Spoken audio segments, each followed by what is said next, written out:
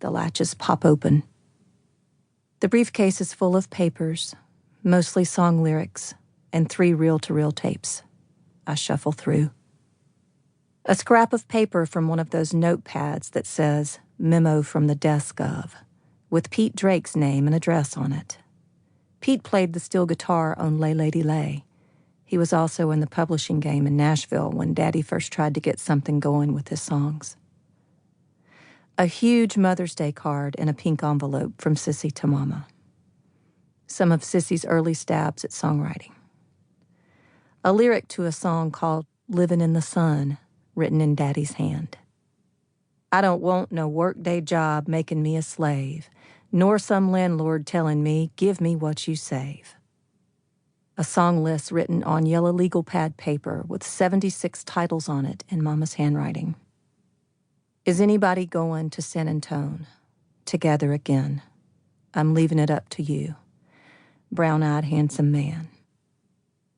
A letter of recommendation for Daddy from the principal of Joe M. Gilmore School in Jackson, dated July 1st, 1972. That was just days after I was born. A birthday card to Mama from Sissy and me, and another Mother's Day card from me, dated May 8, 1983. The lyric to "A Good Day Comin' On," handwritten by Mama on loose-leaf notebook paper. A letter from Window Music Company in Nashville mentioning it and 2 other titles. A typed lyric to "Kinfolks," a song of Daddy's I don't recall ever hearing. Another letter of recommendation from the principal at Jackson High School, dated July 5th, 1972.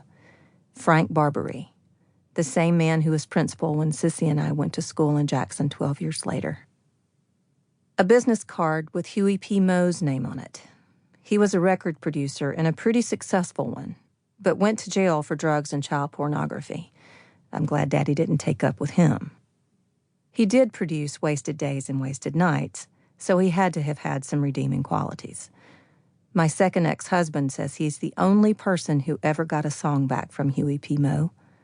Second ex-husband was also once on Moe's Crazy Cajun show on KPFT in Houston.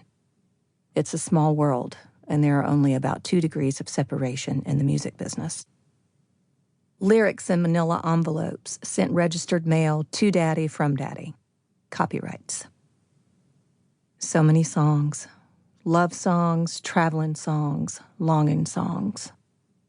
These pages tell me more about him than he ever let me see. He loved playing music more than anything else. He had trouble keeping a job. The business cards and contracts tell me he thought he was good enough to make it and he wanted to be acknowledged for his talent. The writing shows me he wasn't great, only okay, but it is good enough to reveal his gypsy soul, or at least his want of one.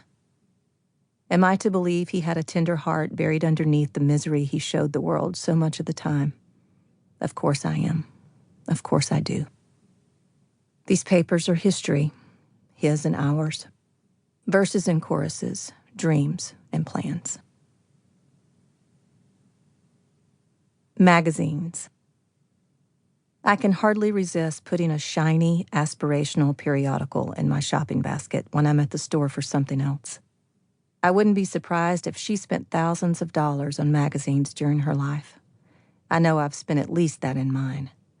I have to cull my ever-growing stack of beautifully bound bait wrapped up in fashion, home, music, and literary matters almost constantly. Mama wanted pretty things. She wanted a life less haunted by a dysfunctional marriage and unfulfilled promise and promises.